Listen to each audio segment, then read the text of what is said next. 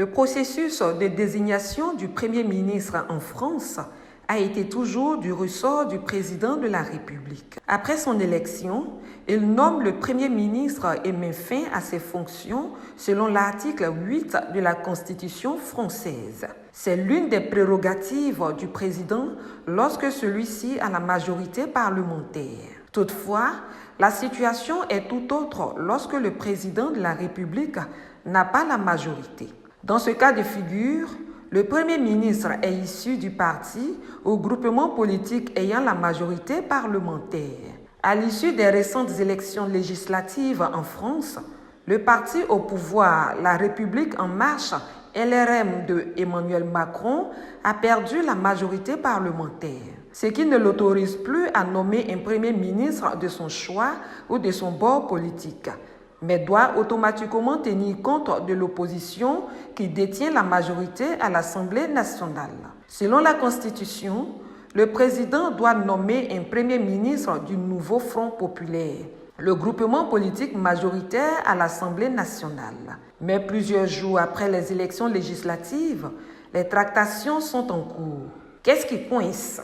Selon le chef de l'État, le nouveau Front populaire n'a pas la majorité absolue à l'Assemblée nationale, rejetant de facto sa proposition de nommer un Premier ministre. Emmanuel Macron va plus loin en déclarant que le gouvernement démissionnaire resterait en place au moins jusqu'à la mi-août, tout en demandant au peuple français de se focaliser sur les Jeux olympiques. Pire, le président exhorte les forces politiques du Front républicain anti-RN à être à la hauteur de ce qu'elles ont fait dans l'entre-deux tours des élections législatives et à faire des compromis.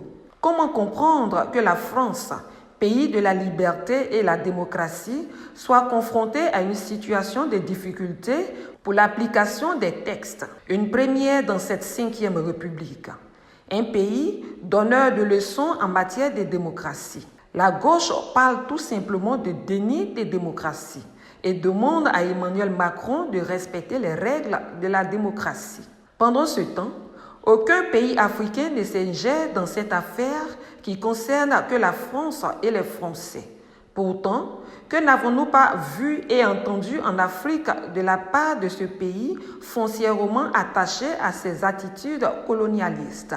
Rappelons-nous de la crise post-électorale de 2010 à 2011 en Côte d'Ivoire avec des dirigeants français suffisamment censeurs et moralisateurs.